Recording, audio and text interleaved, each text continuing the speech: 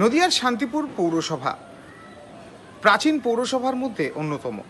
আর এই পৌরসভা সাধারণ মানুষের বাড়িতে জল পৌঁছে দেওয়ার জন্য বিনামূল্যে যে জলের প্রজেক্ট তা কিন্তু রীতিমতো তারা করেছে। তবে এবার নিকাশি ব্যবস্থাতেও ঢেলে সাজাচ্ছে শান্তিপুর পৌরসভা। প্রায় 30 কোটি টাকা ব্যয়ে এবার পাম্পিং বুস্টিং স্টেশন বসানো হচ্ছে শান্তিপুরে। আর সেই পাম্পিং বুস্টিং স্টেশন রীতিমতো উদ্বোধন হলো এই অমৃত প্রকল্পের যিনি ডিরেক্টর রয়েছেন তার হাত ধরে।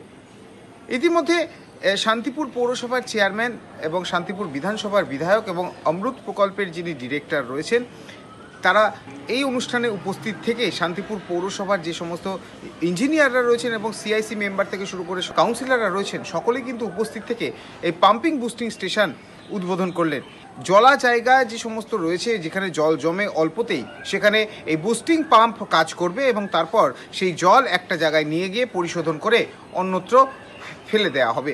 তবে সাধারণ মানুষের কথা মাথায় রেখে পৌরসভা যে একের পর এক যে প্রকল্প তার বাস্তবায়ন করছে এবং তার যে সুবিধা মানুষ পাবে তার বলার অপেক্ষা রাখে না।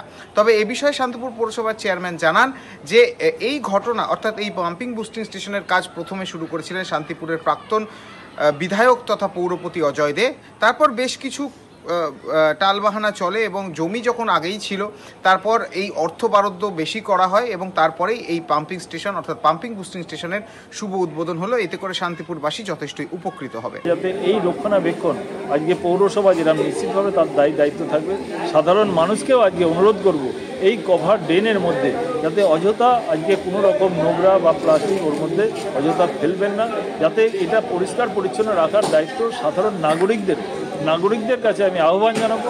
আসুন আপনারা সকলে মিলে শহর পরিষ্কার রাখি। আমার শহর শান্তিপুর থেকে রূপম রায়, কলকাতা টিভি।